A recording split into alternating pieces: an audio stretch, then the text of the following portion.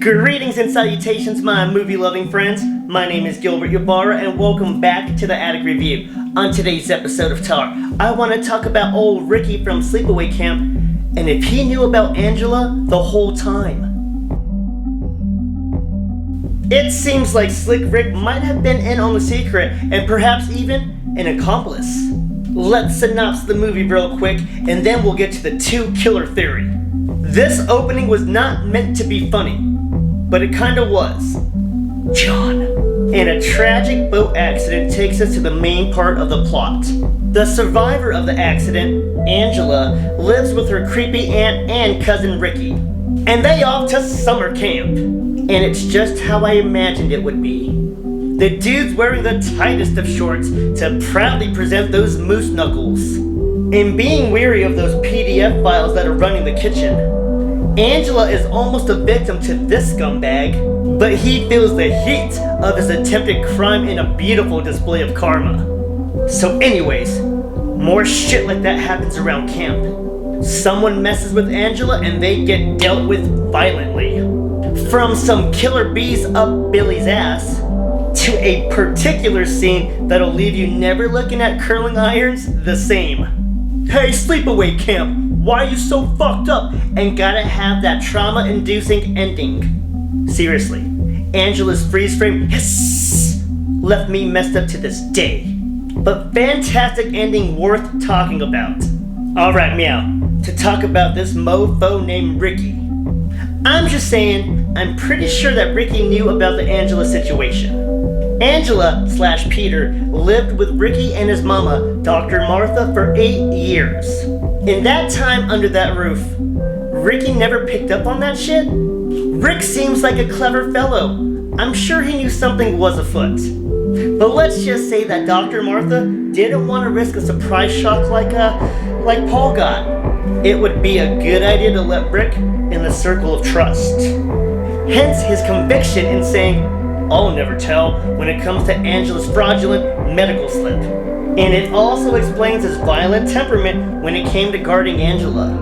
Sure, small guys are naturally wound up like coked up chihuahuas, but Rick really flew off the handles when it came to squabbles for Angela.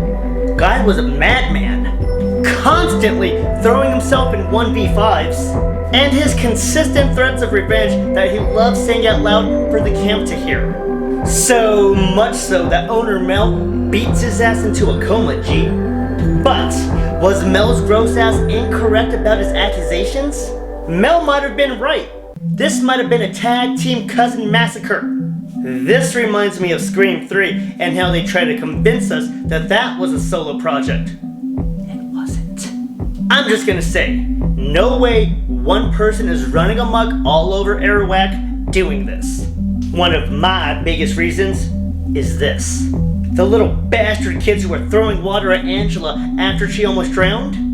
Well, they got chopped up during a campout. At the same time though, Judy Moody is getting her insides toasted with a curling iron. That is a lot of mayhem for one person to pull off. Quite convenient that Pretty Ricky was asleep while all this was going down. And we know Angela certainly has reasons for all this murder. But we all overlooked Ricky's motives for everyone at this camp. Maybe he's been planning this for years. The kid just seems ready to explode. His mother giving Peter all the attention to become Angela. He seems very undersized even amongst his peers, so he feels the need to be super aggressive. Add to that his former fling Judy, who filled out according to Paul. She not only completely dismisses and mocks Ricky, she abuses his cousin and makes out with his best friend in front of both of them. I'm not saying this is right, but I get why Ricky snapped. If he did. Would this evidence and presentation hold up in court? Probably not. But, am I wrong? Pfft, hell no. Well, maybe. But my friends, I want you to consider this. Angela most likely was not alone in the Camp Arawak slaughter. How much Rick was involved? Well, that's up for you to decide. I'm just saying, I can spot the work of two killers, and this was definitely more than one killer. And that's it for today's episode of Tar, and how Sleepaway Camp might have been hiding an extra killer after all. I hope you love this movie as much as I do, and thank you for listening to my rants and raves. It has been an absolute pleasure. Please like, comment, share your thoughts, subscribe, follow, and tell some friends about the channel. My name is Gilbert, your barber, and thank you so much for watching the Attic Review. Smile, Tiger.